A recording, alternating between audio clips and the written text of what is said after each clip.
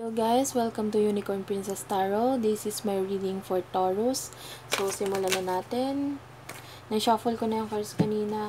Alam nyo na ang drill, guys. Okay? Take what resonates.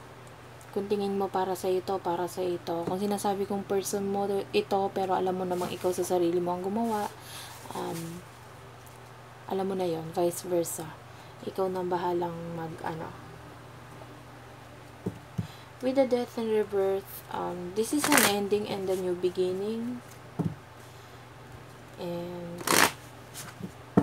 what do we have for Taurus? Taurus, what do we have for you?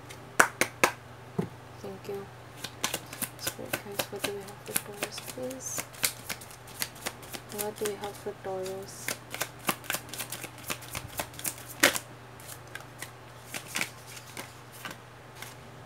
Attraction.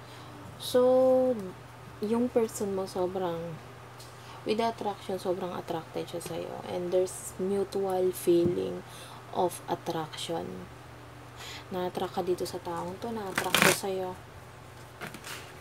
May times tinitignan niya yung mga pictures mo, may times na nag-iisa siya, tumatawa siya kasi either binabasa niya yung mga messages niyo or may mga times na inaalala niya yung memories niyo. With the death and revert, mamaya natin kuha muna tayo ng card para sa deck na ito. Turn on your heart light. So what I can feel here is that someone is fantasizing or thinking of this person so bad na dumadating sa point na nagpa-fantasize na siya.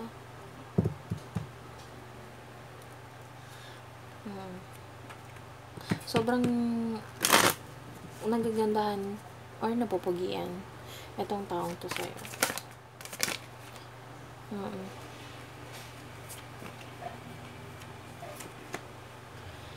Kung ano man itong matatapos na ito, magiging mabilis itong mangyayari. And I see an offer here. Offer. Pwedeng itong person mo gustong-gusto ka na mahawakan, gustong-gusto ka nang makita, gustong-gusto ka nang makasama, kaya gagawa siya ng offer, gagawa siya ng movement. Oo, may gusto talaga siyang i-offer sa'yo.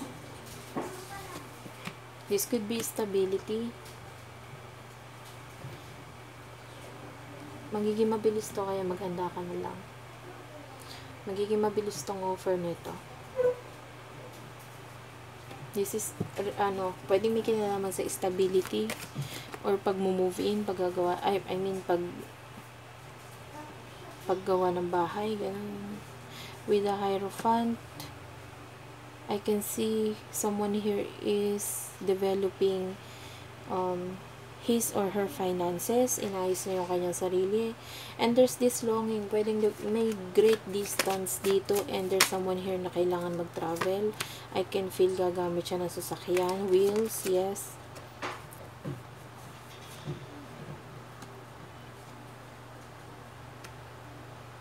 And there's this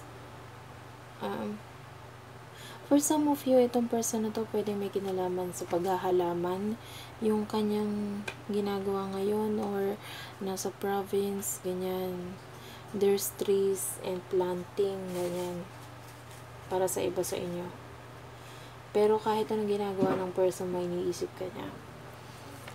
Nakatingin siya sa kawalan, pero ikaw nasa isip niya.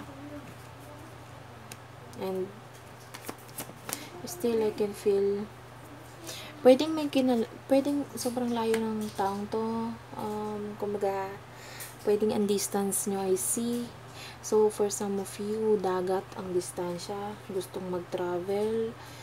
Oo, pero parang ang gagamitin niya, for some of you, car, yung iba plane, airplane, ganyan. Pwedeng itong taong to OFW. Or nasa ibang bansa.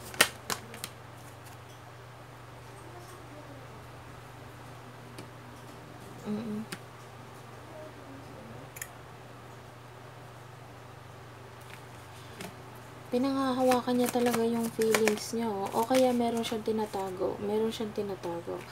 This could be an offer. Yun nga, yung offer niya. tinatago niya pa sa ngayon. Or pwedeng ito yung material na bagay na gusto niya ibigay sa'yo. Tinatago niya muna sa ngayon. Oh.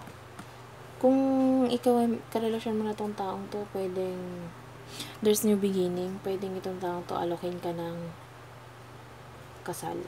Kasi there's 10 of cups. Gusto niya ng family with you. With the justice. Gusto niya ng relasyon na talagang magsosolidify.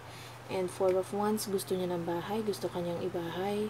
With the 10 of cups and the justice, gusto niya ng marriage.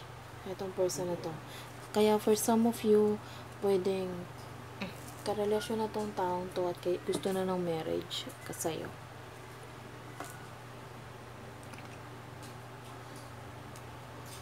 Kung hindi naman kayo magkarelasyon pa, pwedeng gusto niya ng deeper level of commitment. Taurus. For Taurus, please. Gusto niya ng deeper level of commitment. Children. Gusto niya ng children with you. Or pwedeng may anak na kayo for some of you. Or pwedeng yun nga, gusto niya ng magkaanak sa'yo. What do we have here for Taurus, please? For Taurus.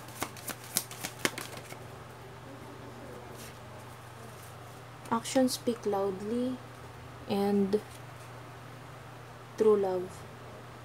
Oo, what I can see here is talagang magbabaw down siya, looking kanya ng marriage. And I can feel you and I can see you wearing a gown here. And you're so beautiful. This is true love. Totoo naman. Totoo to. Yan lang. Ngayon, gusto niya na mag-solidify. Gusto niya nang magtagal at gusto niya nang maging forever. So, thank you Taurus for watching. I hope you guys like and subscribe to our channel, Unicorn Princess Tarot. And I love you all.